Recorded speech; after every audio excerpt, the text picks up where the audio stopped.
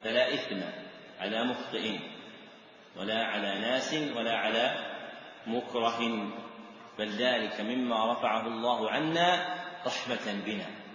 هذا موضع ثالث يمر معنا في نفس المجلس في بيان مشهد من مشاهد رحمة الله عز وجل.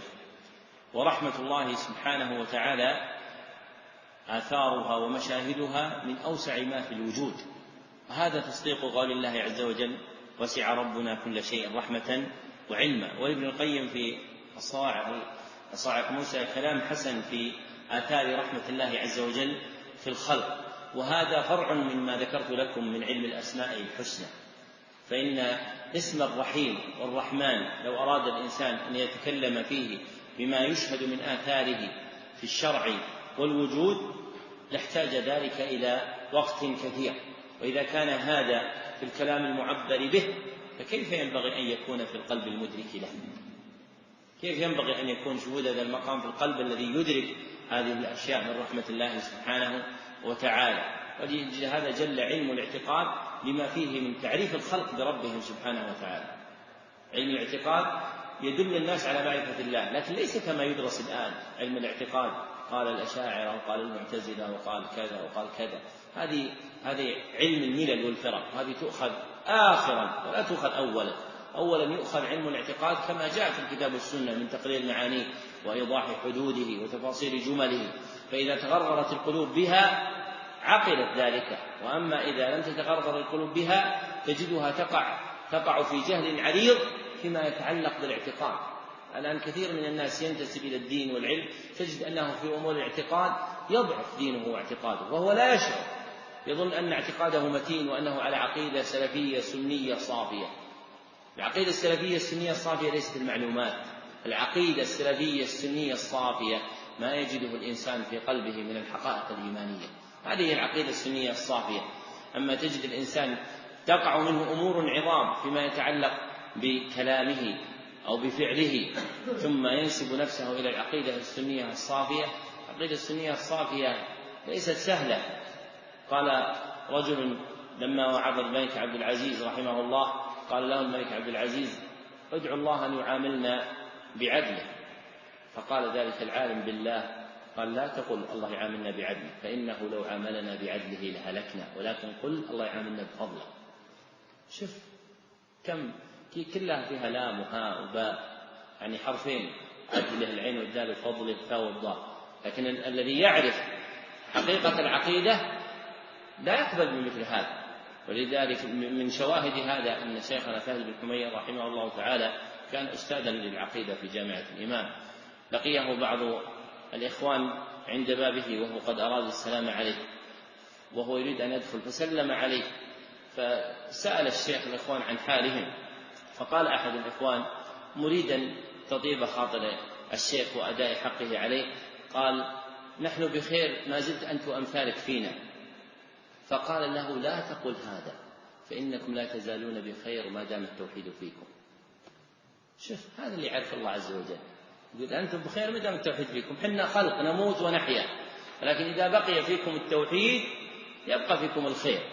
إذا ذهب منكم التوحيد فإنه يذهب منكم الخير.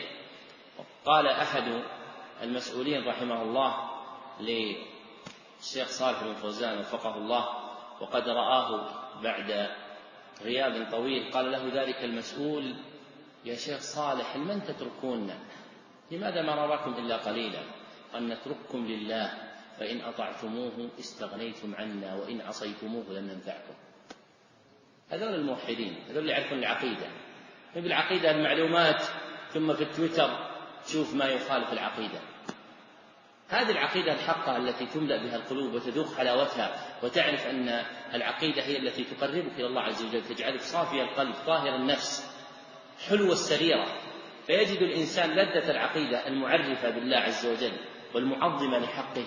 وأما المعلومات، وأهل السنة والجماعة يثبتون الأسماء والصفات، والأشاعرة يثبتون الأسماء وسبع صفات ويؤولون الباقي، والمعتزلة يثبتون الأسماء وينفون الصفات، والجهمية ينفون الأسماء والصفات.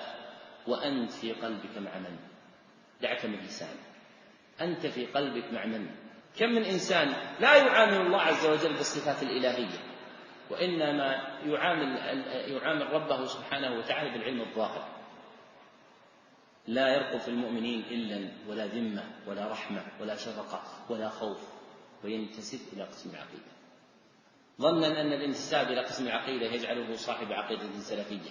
صاحب العقيدة السلفية الذي يرعى الله أعظم من رعاية الخلق، ويخاف الله أعظم من خوف الخلق، ويقول أمام الله ما يقول أمام الخلق، فليس عنده سر يخفيه، فهو يعامل الخلق بما يريده الله ولا يعامل الخلق بما يريده الخلق، فقوله للحاكم كقوله للمحكوم، وقوله للقريب كقوله للبعيد.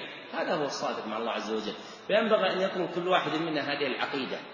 هذه العقيدة لا توجد في حضور مجالس الواسطية ولمعة الاعتقاد والحموية والتدمرية. هذه العقيدة توجد إذا كنت وحدك مع الله سبحانه وتعالى. إذا الإنسان جلس يحاسب نفسه في مجلس يخلو به مع ربه سبحانه وتعالى يجد هذه العقيدة التي تقربه إلى الله سبحانه وتعالى. وينبغي أن يكون للعبد من نفسه مقامات يخلو فيها مع الله سبحانه وتعالى، يحاسبها ويعاتبها ويلومها ويعنفها ويردها عن غيها ويذكرها بما يجب عليها. وكان بعض السلف يستحبون أن يكون هذا كل يوم، وإذا حرم الإنسان من ذلك لأجل كثرة الشواغل فلا أقل من أن يخلو بنفسه مع ربه في يوم الجمعة.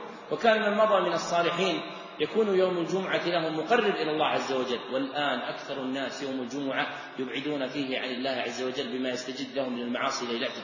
وأما من سلف تجدهم طول يومهم في يوم الجمعة مع طاعة لله سبحانه وتعالى، ويقع منهم من الطاعات ما يظن الإنسان أن هذا من المجازفات، ولكن الصادقين الذين يعرفون الأقبال على الله عز وجل يأتون بمثل هذا. فقد كان شيخنا عبد العزيز بن صالح بن مرشد رحمه الله تعالى المتوفى سنة 17 بعد 400 والألف عن 4 سنوات بعد 100 له ختمات في شهره، منها ختمة كل يوم جمعة يبدأ فيها بعد صلاة الفجر ثم يختم قبل صعود الخطيب على المنبر.